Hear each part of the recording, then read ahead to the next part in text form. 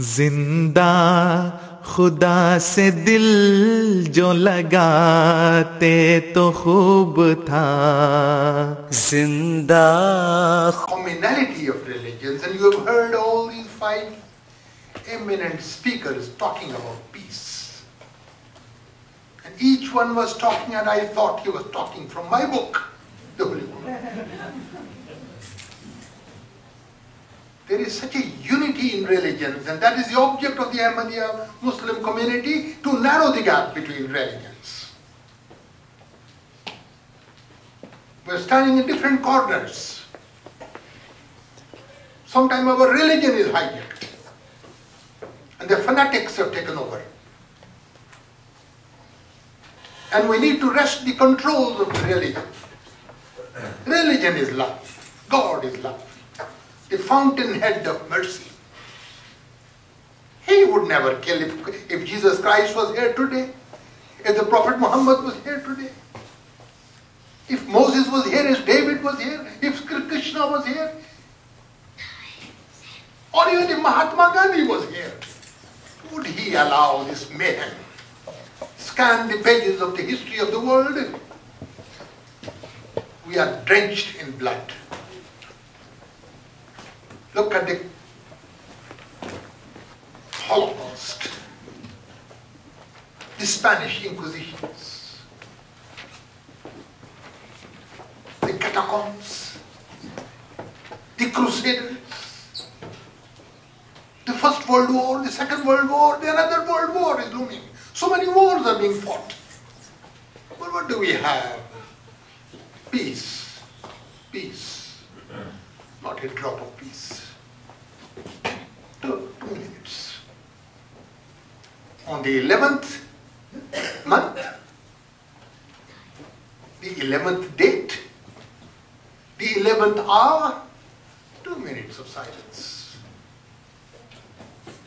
That's all. The mayhem continues. The killing continues even as I speak today. How many innocent blood is being spilled? The entire world could be reddened with that blood, could be painted red with that blood. The blood of the innocent. And still you would have a lot of blood to spare, streams of blood, rivers of blood, rivulets of blood.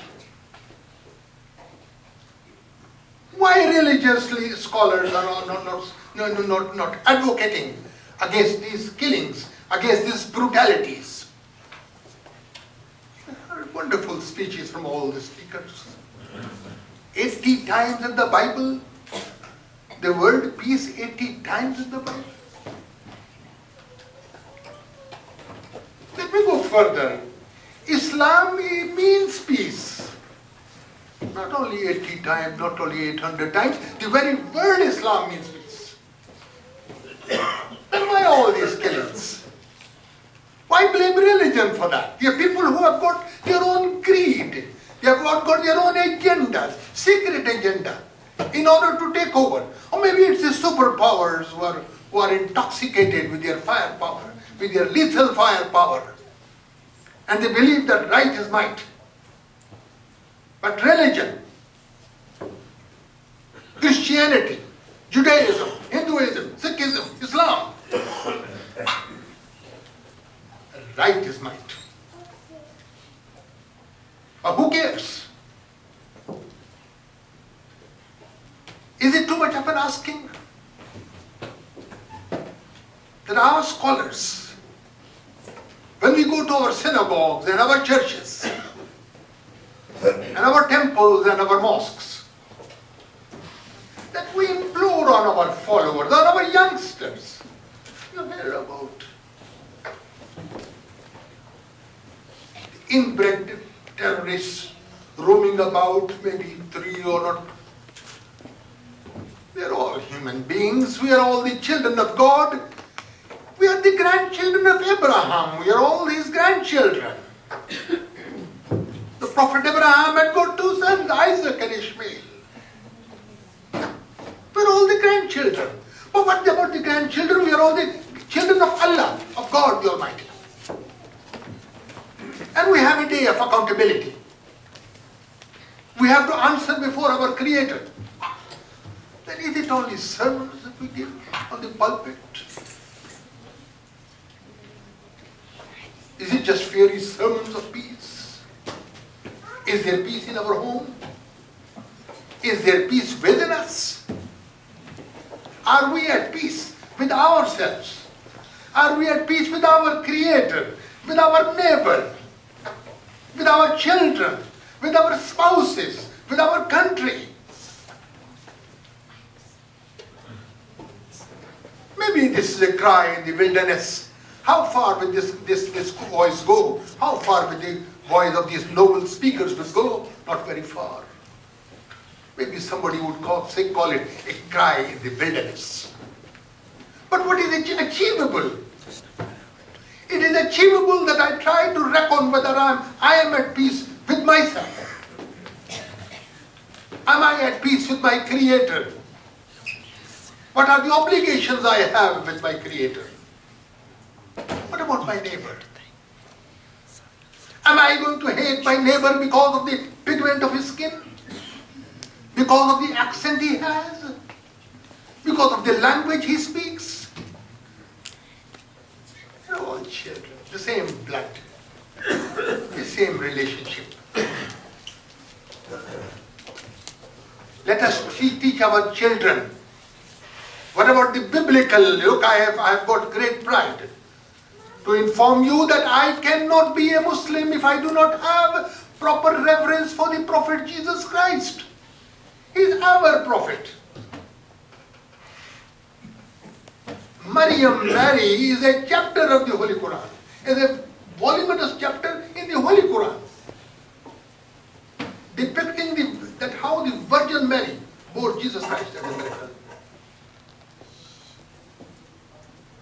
I cannot be a Muslim if I do not believe in Moses, in David, in Joseph, in Elijah.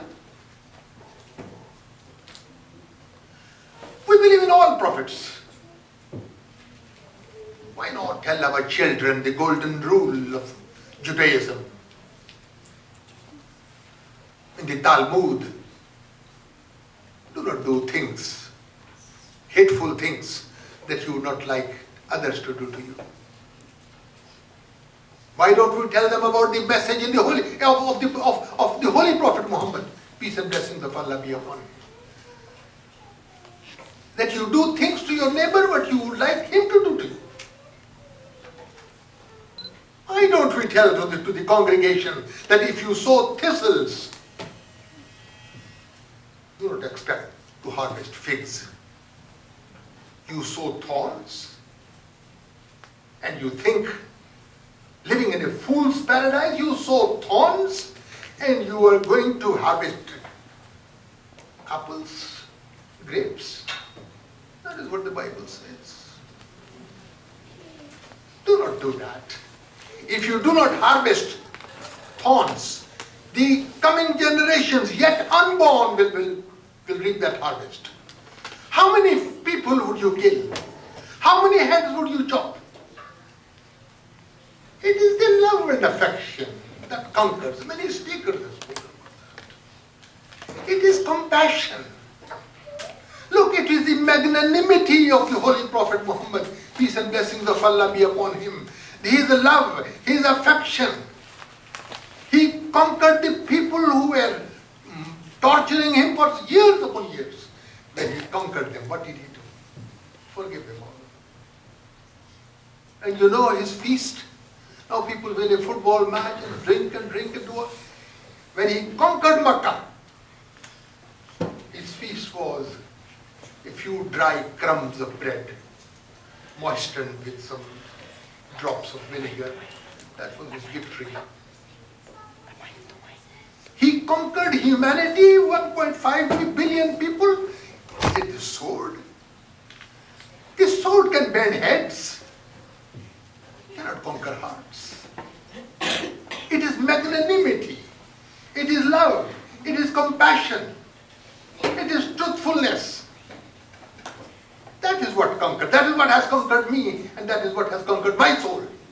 And that is what has conquered 1.5 billion people all over the world. Just think about this. A short life. We are sitting in this hall. A time would come. A time would come when none of you would be here. This hall would be full. But none of you would be here. I would not be here, you would not be here. There is a day of accountability. There is a day of reckoning. We're not here for nothing. There's a purpose. If we don't show love and affection, we go empty-handed from this world. I mean, eating and drinking and having few children is a dark alley. No, it doesn't really augur well. What have you done for your neighbor? What have you done for your country? It's a beautiful country. Look at the different nationalities we have over here. How these heterogeneous people have been converted into a homogeneous society. Look at the brocade of flowers, all emitting their beautiful strength. May the Lord richly help you. May the Lord richly bless us all, and may peace prevail. And you know our slogan, we are talking about love. Love for all, hatred for none. God bless you. Thank you.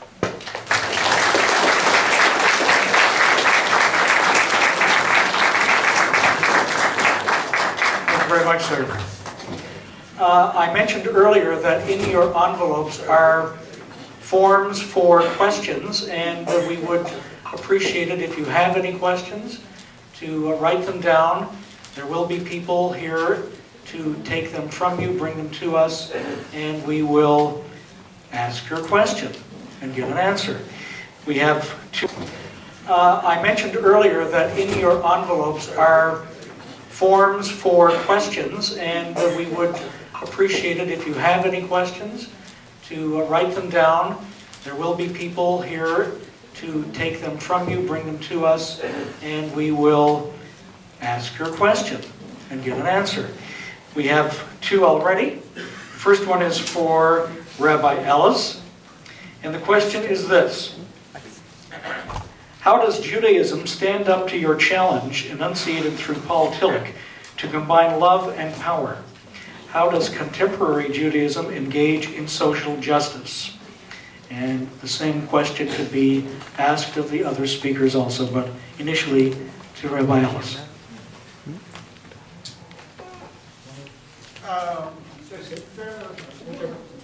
Can you hear me here? No? No.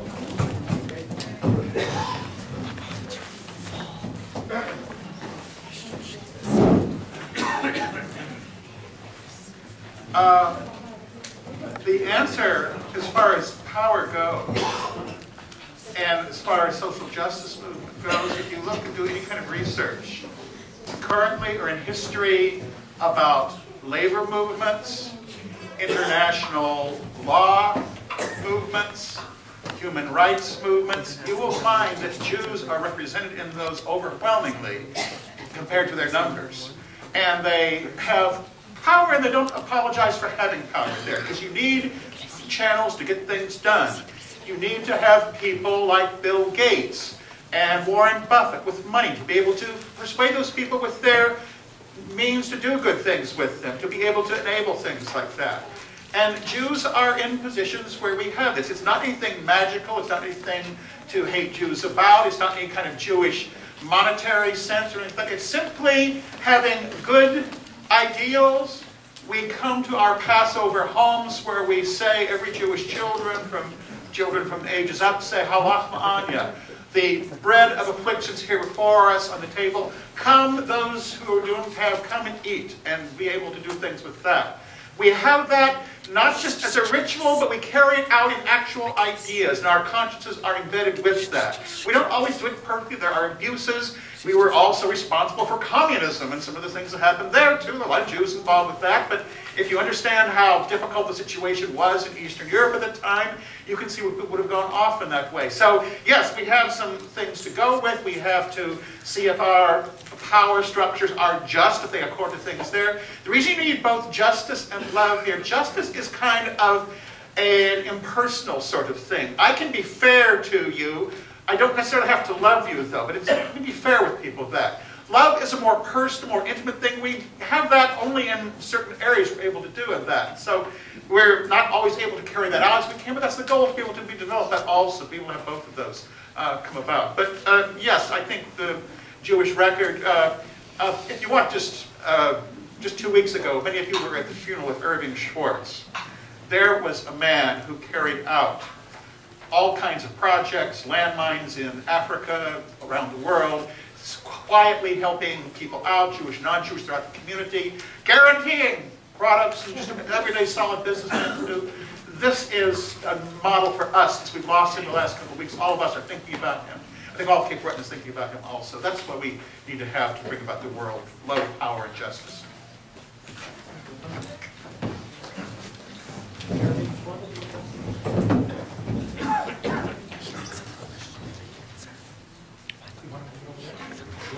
Okay.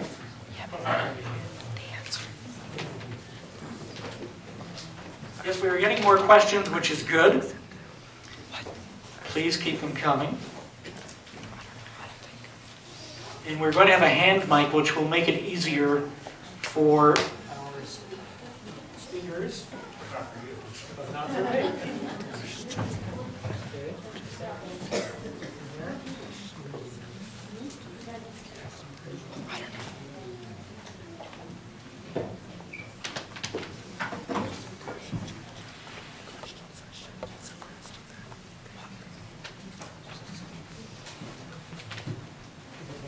Hello, yes, this is working. Okay, one moment, please. But here's a good question. Maybe I'll ask it while we're getting our technical issues sorted out, and the speakers can think about an answer, because it's asked of all. And the question is this: do any of the religions feel violence is ever justified? Good question. Let's see if we can get an answer or two. Is that microphone working, Doctor? Yes, it is. Who would like to start off with that one? Do any of the religions feel violence is ever justified? Mr. Jolly, would you like to give that a shot? Now, can you hear me? Yes. Now, I'm representing Hinduism, and one of the things they have promoted, ahimsa, non-violence. But that does not mean that not to assist those people who are being persecuted. There are civil and there are proper methods of educating the person who is persecuting. But Hinduism does not promote violence. India is the only country in the world where Hinduism was the most predominant religion, has never invaded any country. There was no forced conversion, no matter what the reason is. Anybody else, please?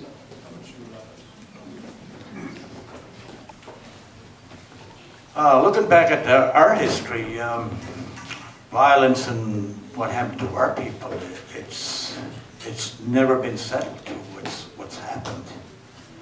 Like, violence never really amounted to anything, because we come from a tribe of peaceable people, and what happened to us, that it never got us anywhere.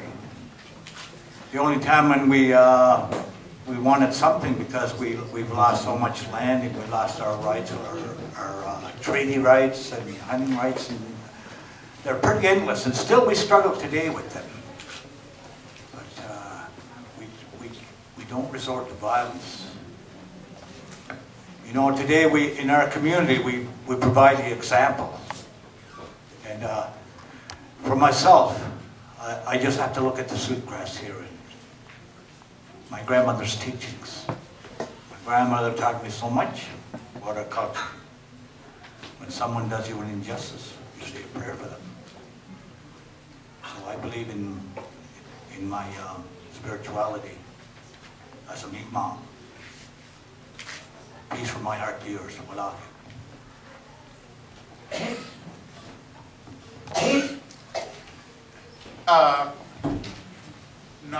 Let's hear this right now. I don't want to be understood as being a party pooper. I don't want to be, I want you to listen carefully to what I'm saying here. And I don't want to talk about advocating violence, but there is, we read last week in the synagogue, the book of Ecclesiastes, Kohelet. There is a time for peace, a time for war. There is a time for violence. Obviously, gratuitous violence, violence used against to oppress people is obviously wrong. Nobody needs to know about that. But there does come a time when violence is necessary. Some people have mentioned Gandhi tonight. Again, I don't want to ruin the party here, but the Jewish community has somewhat of an ambiguous view toward Mahatma Gandhi. We recognize very much his efforts to win freedom for his people over in India, to work against the British system over there, the inertia, the lethargy of the bureaucracy, the injustice it caused up there. And we do salute that. On the other hand, Gandhi also spoke out. He lived about the time when things were happening in Europe during both world wars. And he urged Jewish community in Europe during the Nazi era to simply do as he did in India, non-resist, just go along peacefully, let them give up what you're doing and that, just let them go with that. That simply is not an option for us. You could do that with the British, or we're kind of in a British area here, kind of nice, but they have their faults. But that you can do against, non-violence works against somebody like that. It does not work against a demonic power, where the demonic element of religion, the paganistic element of religion has taken over a whole people, as it did in Nazi Germany. I'll give you an example of what that is, if you don't know about it from all the Holocaust discussions in this.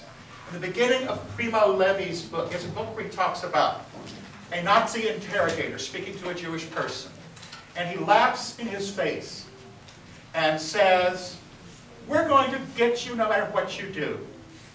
We're either going to kill you all here, or even if you survive, we're still going to win, because you're going to go out in the world and you're going to describe what happened in these camps and in this place, and nobody's going to believe it because it's so utterly incredible. They're going to laugh at you, and you'll be a laughingstock among the peoples. Whether you live or die, we're going to win in that case." That is demonism in religion. That has to be uprooted, opposed by violence, whatever it takes to eliminate that attitude. What has to go for society. That's why World War II had to be fought.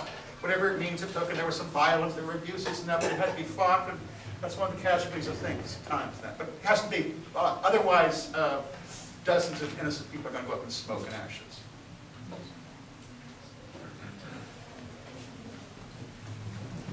Anybody else?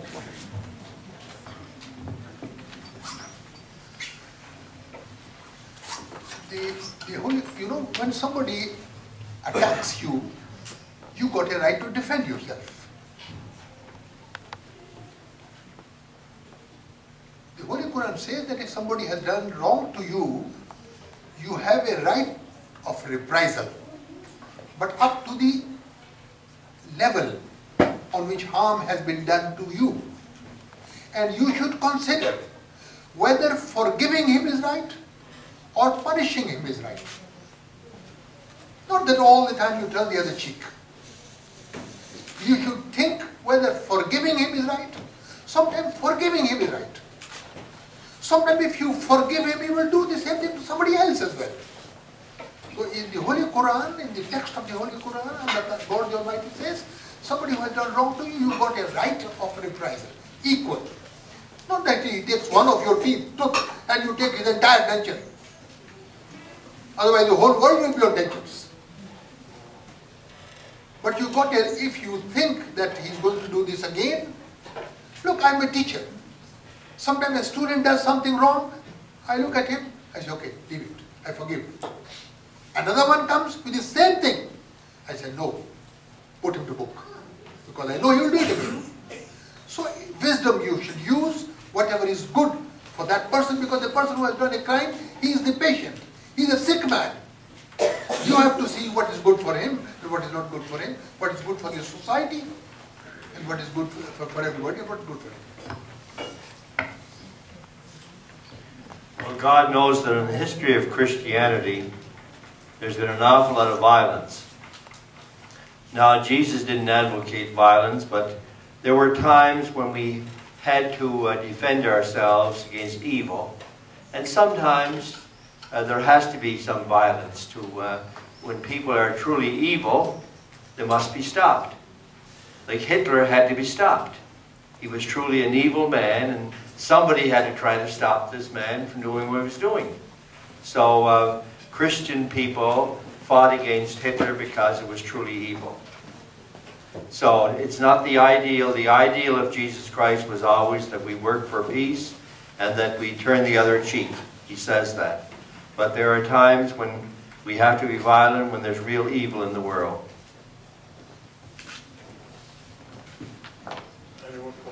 Thank you very much. Excellent question and excellent answers. Here's a good one. Here's a good one. Why are women not represented as religious leaders? And this is to everyone. Who would like to take a crack at that?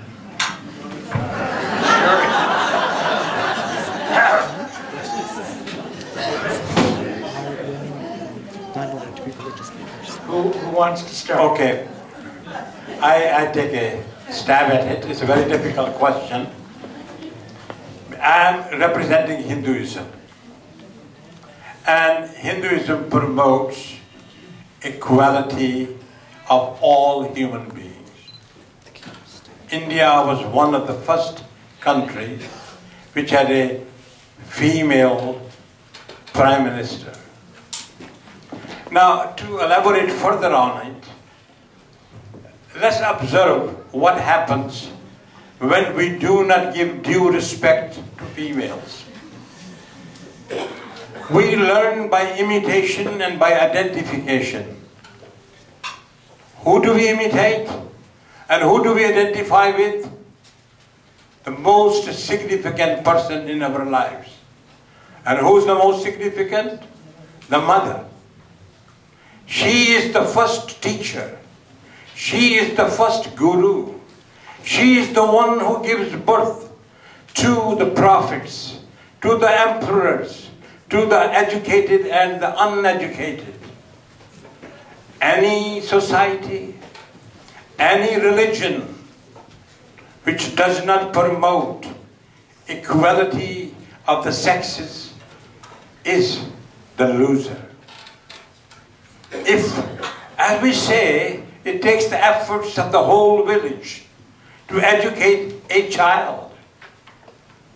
Similarly, if we show due respect and promote education for the females, who are the potential sisters and mothers of tomorrow, who gains? The family. When the mother is wise and educated, the coming generations will be educated. But I do not know why, in this day and age, women are not allowed to represent in the church. In certain other religions, they are not allowed to say the prayers.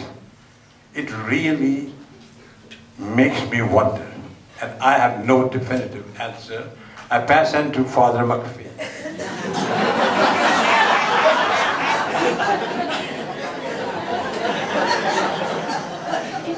Well, I cannot speak for all of Christianity. I can only speak for the Catholic Church. But we have failed badly in that. We have failed very badly.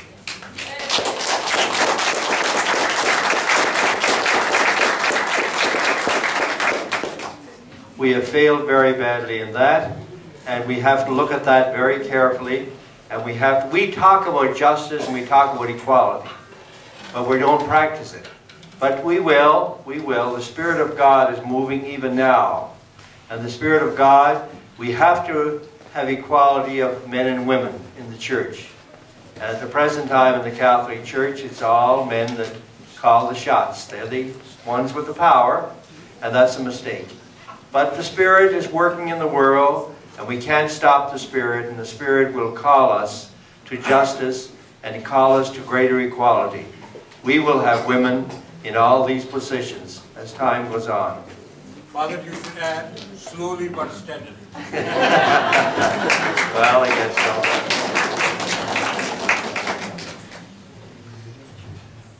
I am slightly intimidated because of the majority of women sitting over here. In the sight of Allah, and I will not chew my words, in the sight of Allah, man and woman are absolutely equal. But they have different roles. A man may wear bangles and may have earrings, but can never bear children. He can never do. He's for a different role. So our roles are different. That is why we have at the Olympics, we have the women competing with women and the men competing with men. You don't have the heavyweight boxer competing with a woman boxer, obviously. So this is something that has been given by God. But the Holy Prophet said that paradise lies under the foot of the mother, not under the foot of the father, under the foot of the mother. Once a person came to the Holy Prophet and said, to whom should I show my absolute kindness? He said, to your mother. He said, after my mother.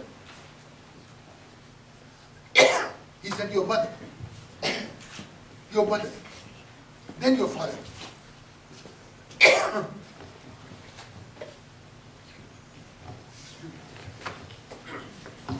Anybody else?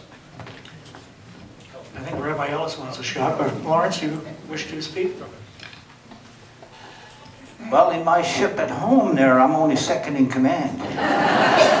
Welcome to the club. You know, in our culture, they're going back and looking at the ancestors in our culture where women did a lot of the work. Where the men went hunting and they probably got buffalo in the old days or deer, and that was all they had to do, bring it home. The women would skin the animal, they would cut up the meat, they would make the leather, and use all parts of the animal. And while they're doing that, they would look after the children, which they carried on their backs. And of course, they did raising of the children, and they were in charge of taking up the teepees and taking it down, and all that has changed. So the warriors never really done much of anything, you know. I can say the women did quite a bit. In today's society, I look at some of the teachings that were passed on to us. We always honor Mother Earth. We call her Mother because she's our mother. We're the two-legged Ilnu. And Mother Earth provides us all in life. And we're only the two-legged. There's the four-legged. There's the ones that swim, the ones that fly. Even the ones underground, in the ground. And some we don't see. It doesn't mean that life isn't there, but it is there. And in our lodges, our sweat lodges, we honor the women because the sweat lodge represents Mother Earth and the womb of Mother or planet Earth. You just have to take a look around you. We all have a mother. Without the women, we all wouldn't be here. Thank you.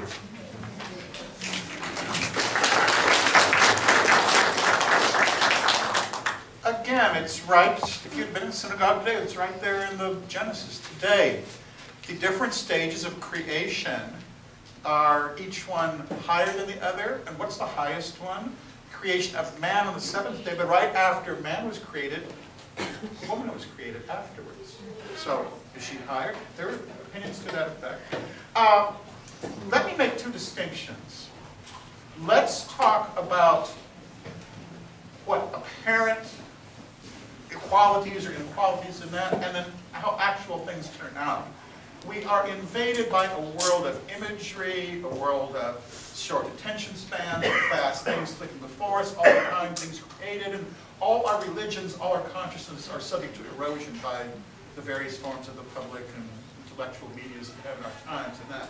And so we need to sort through those and see what's really happening. I find what a lot of people say with some of my colleagues here on the panel. In some communities that I know of, it seems as if in the synagogue, it seems as if men are running things, seems that they're there for some things, and it seems that women don't have a role in the synagogue. Now that's true, there are synagogues that way. However, if you look in, again, beyond the imagery, the superficial view, you look toward a deeper view. If you see who is looking out for people in need, who's there to help, who is always reliable and on the way there, it's usually the women. It's been a little personal experience in my life, because I look back now a bit from my childhood.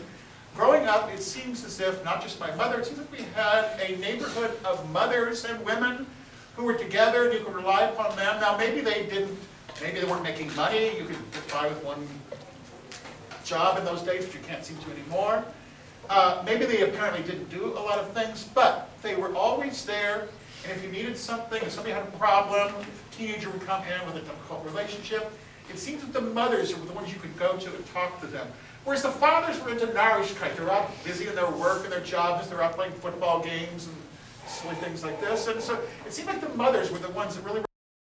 But here's a question asked, since I would dare say the majority of the people here tonight are not terribly familiar, myself included, with the Ahmadiyya faith. And the question is, who are the Ahmadiyya? So, Mr. Nazir, maybe you would like to answer that for those of us who are not terribly well aware. You see, it was the prophecy of the Holy Prophet, Islam, that a time would come when Islam would leave the hearts of the people. They would be Muslims by name. They would have deviated from the true teachings of Islam. And Islam would be dominated by people who have got little knowledge of Islam. And they have deviated from the true path of Islam. He said at that time, God would send a reformer who would come to bring back the Muslims on the true path of Islam. Islam would be derailed, and he would come to put the people back on the true teaching of Islam, so that they would know the true teachings and the true face of the Holy Prophet Muhammad, peace and blessings of Allah be upon him. So he came, we believe that he came, and he formed this community, and we are toiling all over the world in our attempt to show that true teachings of Islam, not the wrong interpretations of the Holy Quran or wrong interpretation of the Hadith. We're trying to present Islam in its pristine purity. That is what we're trying to do. How far we have succeeded?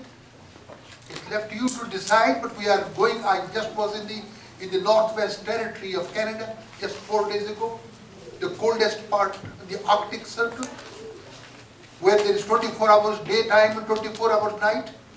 I'm just returning from that. What did we go there to do? To show the true face of Islam.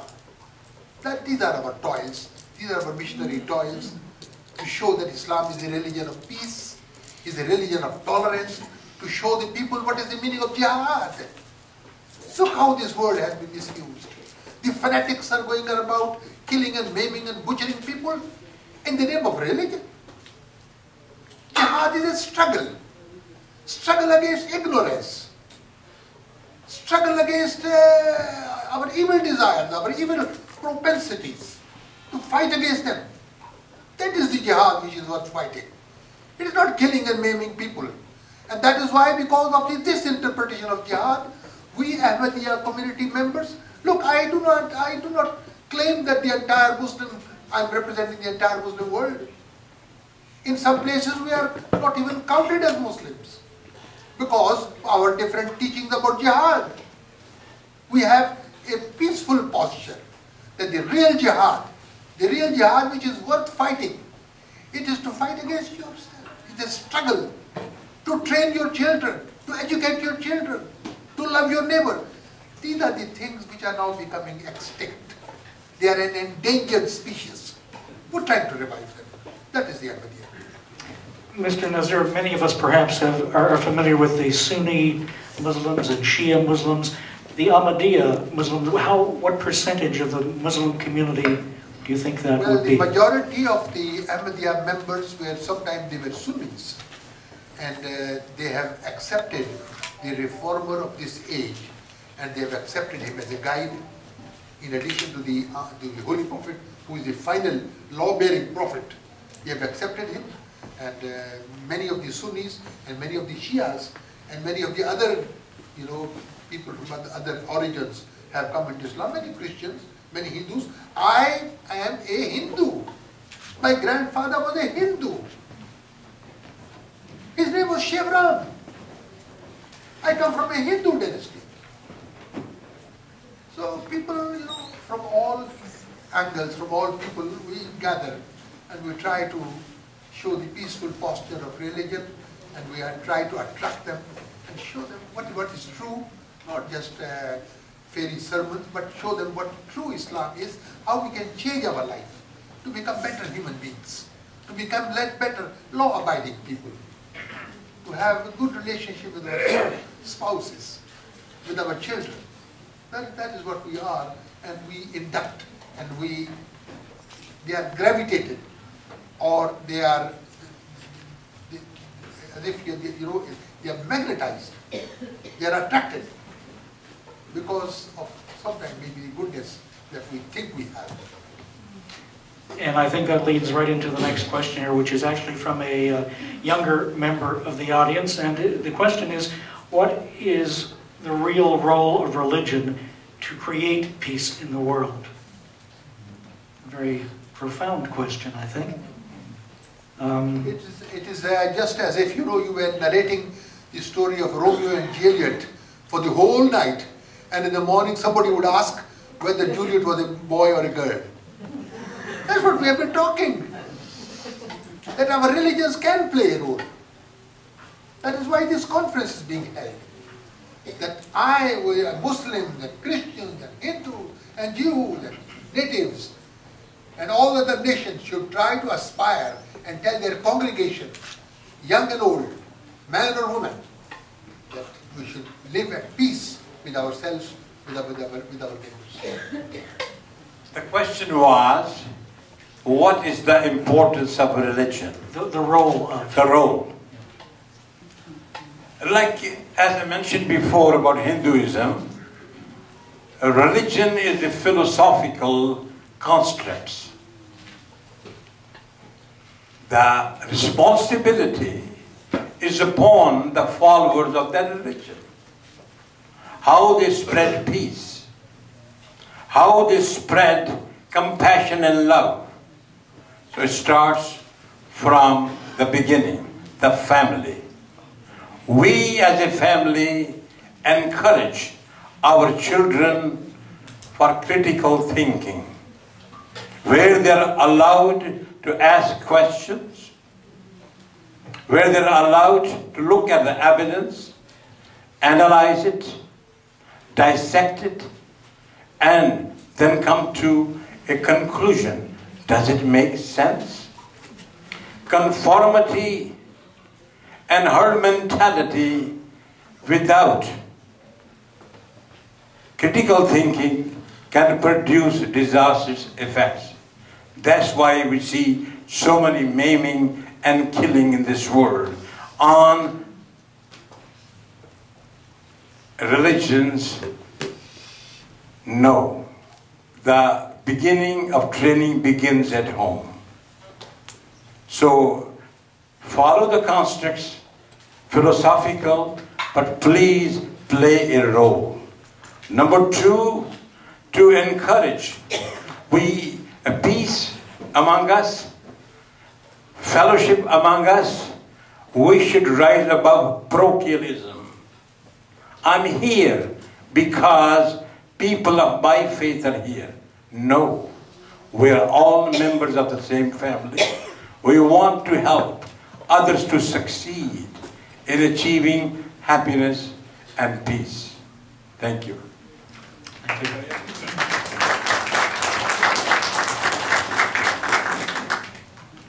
I think before religion, our ancestors that were on this land learned from Mother Earth their behaviors, their survival. You know, in our culture, we don't have any, like there was a question about violence. You know what, in the language, I don't know of any sayings to disrespect anybody or to degrade anybody, because we had to work together to survive. In the old days, when you came into bad weather and so on, we depended on the land. And the land gave us so much. All the virtues in the teepee are still there in the teachings when I have children come in from the schools. We have the 7 sacred teachings of the animals. We have the eagle that represents the teachings of love, because it flies the highest in the heavens. And of course we have one of the oldest, is the turtle, who teaches us truth. The wolf teaches us humility. The bear teaches us courage. The buffalo, respect, because it gave so much. And of course there was Sabe, who teaches us honesty, and the beaver that teaches us wisdom. And this is 7 sacred teachings. The teachings we have are all about us, are all around us. Before the word religion, we depended on the weather, we depended on the stars, the waters, all elements around. Today we work with scientists hand in hand, and they look upon our elders. They got their teachings from the land. Today we have elders that look at life two-eyed seeing from our perspective and from Western society. And we try to take the best of Western society and tradition knowledge. And what has been said about peace, the role of religion. Well, I think the role of human fellowship, and I think multiculturalism. We work together in our community, where there's not too many food butts anymore.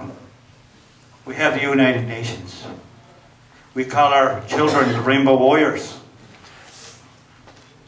You know, we don't judge because of their color or language. And we have several different religions, and we don't shun them. We accept it. Thank you.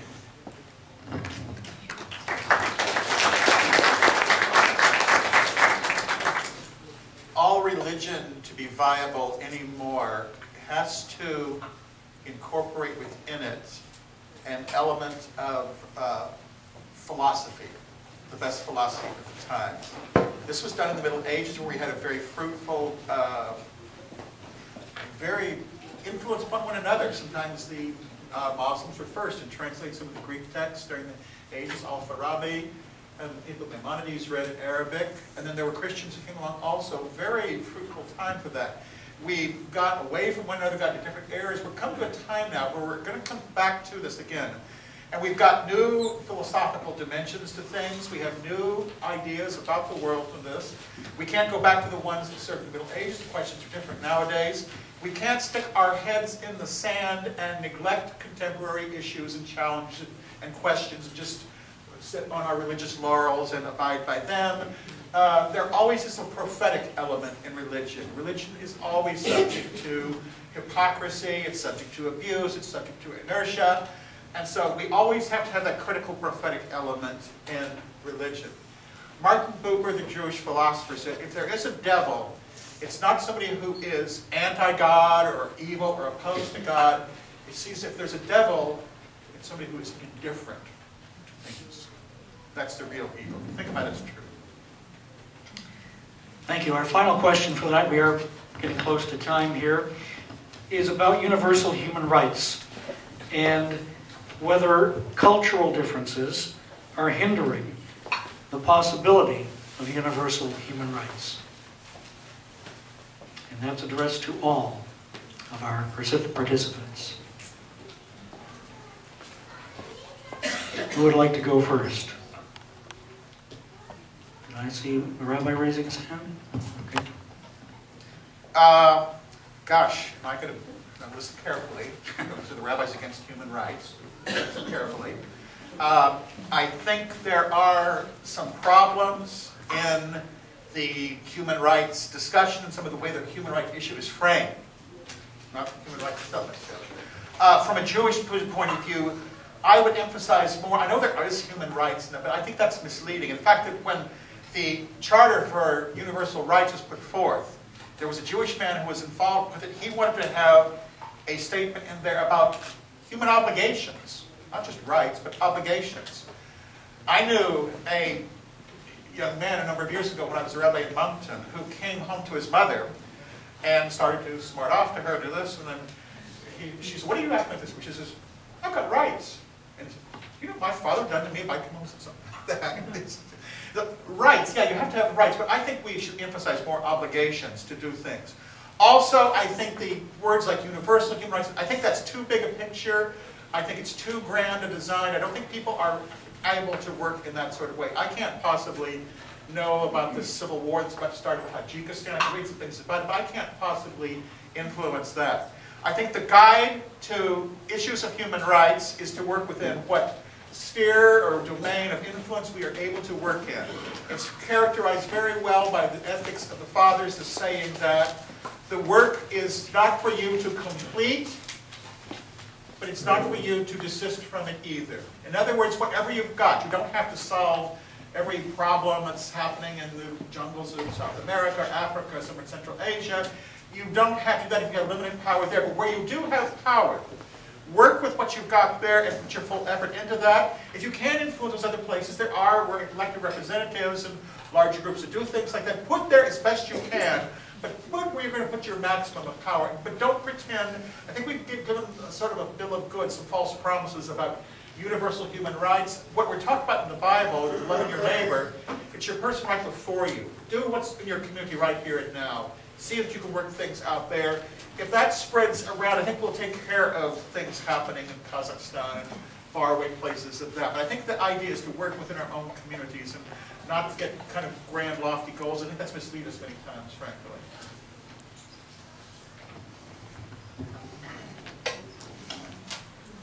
What was the question again? Human The rights. question was universal human rights. Is there a possibility that cultural differences are hindering them? I didn't know.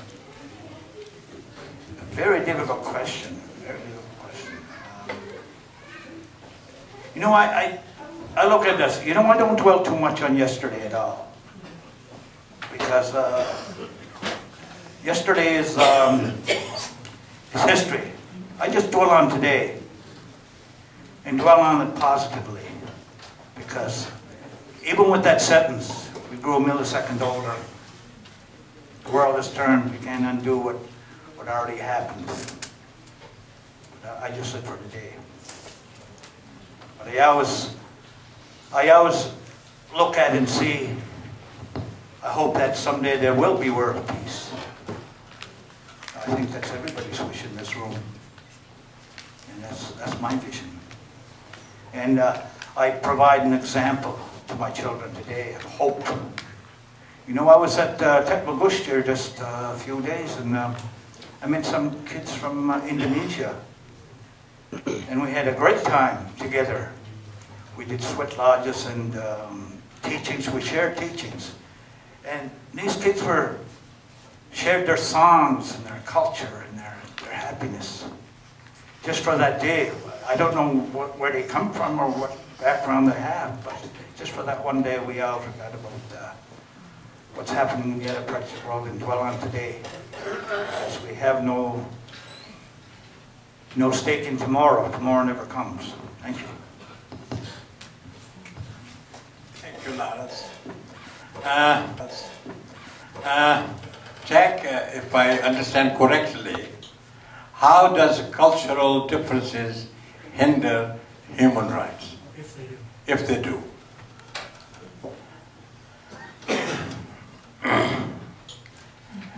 I don't know how to explain the cultural differences.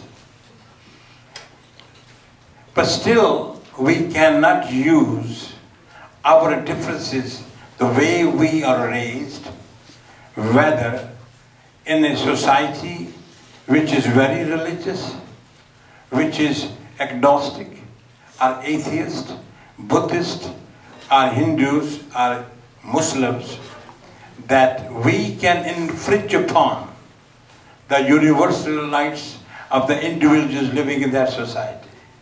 There are certain common individual universal rights. Freedom of speech, freedom to practice religion, but not at the expense of hurting others. So that's the common difference. We should encourage and promote universal human rights, but not by hurting others because I want to have that right. I have no right to denigrate or insult or demean who has a different sexual orientation than the normal or the regular male and female copulation. If you want to express that, you've got to be very understanding the rights of those individuals.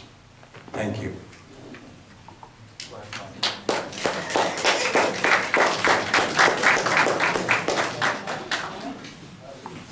The various cultures, of course, just add to our society. And it doesn't create problems unless we want conformity. And we don't need conformity. We need unity without conformity. And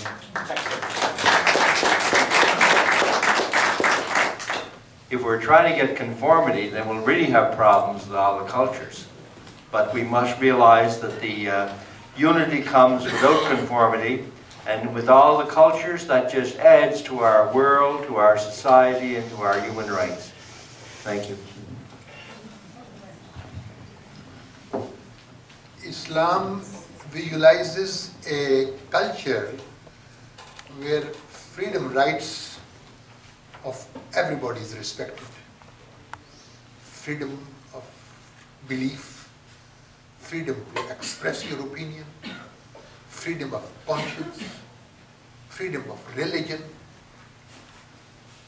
And it's because of the lack of these freedoms that many of members of our community had to flee from our country of origin and had to come and take refuge in other countries. And tomorrow we are going to have another symposium of this type in Halifax. In fact, immediately after this symposium, I'm driving back to Halifax. And that symposium is about our loyalty to Canada, the goodness that we see over here, the human rights that we enjoy over here, the freedom that we enjoy over here, so that our youngsters and our boys and our girls from all religions would know the value of this beautiful country, and we should try to enjoy the value of this country, which has given us all types of rights. Look at the number of churches over here. Look at the number of synagogues over here. Look at the number of mosques and temples over here. Freedom to profess your religion, to talk about your religion, to talk good about your religion. The conference we are having here, we could not have it in many countries. This is a country which has allowed each one of us to vent his feelings, to show what he is. This is what we should aspire, and this is one reason why the former head of the Ahmadiyya Muslim community once said, "Oh God, let the whole world become like Canada, or let Canada become the whole world."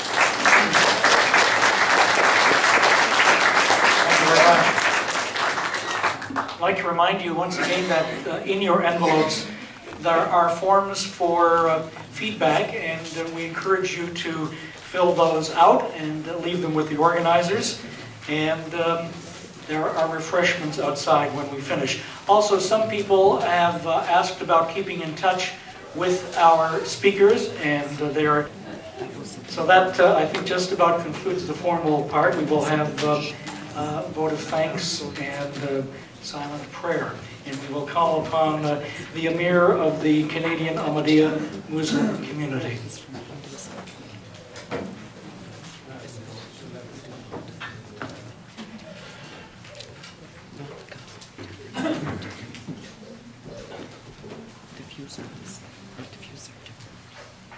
Ladies and gentlemen, I have enjoyed participating in this interfaith event. I hope you have enjoyed too. It is my privilege on behalf of the Ahmadiyya Muslim community in Canada to thank all of our speakers. They have enhanced our knowledge of the beauties of their various faiths. I'm thankful to them and I say thank you very much.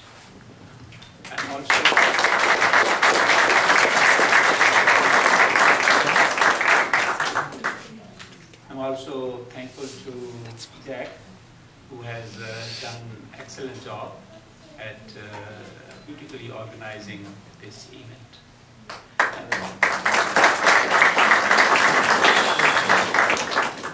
And I thank you all, participants, ladies and gentlemen, that you have taken out time to be with us to witness this beautiful event.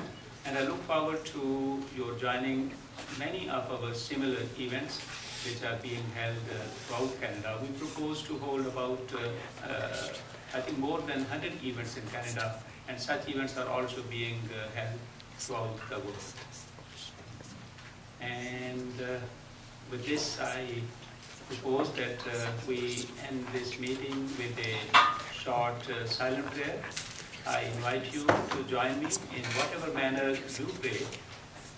God is one, humanity is one, and one very important part of our religion is to connect to God. And through this prayer, we will be connecting to God, the creator of the universe, who has provided for guidance of humanity throughout history in the form of various religions.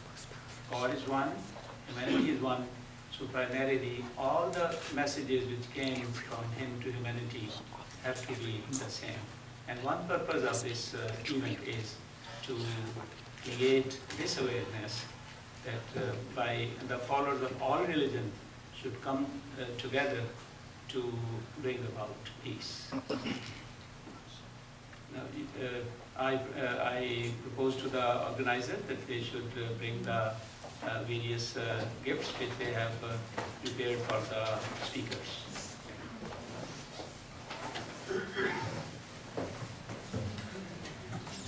Yes, I would present this on behalf of the Muslim community for your presentation. Thank you very much.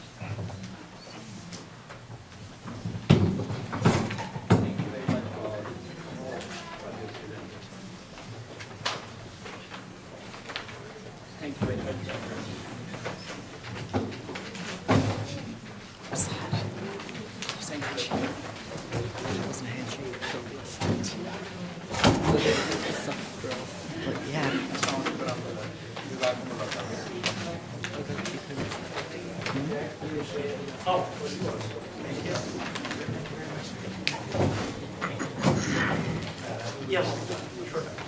I invite you to please join me in the silent prayer in whatever manner you would like to pray.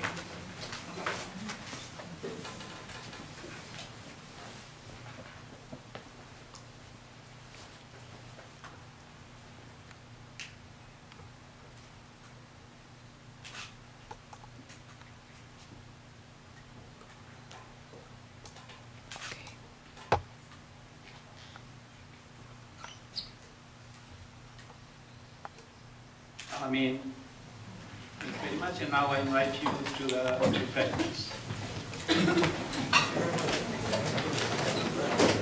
And I would just like to point out and refer just one more comment about जिंदा खुदा से दिल जो लगाते तो खूब था जिंदा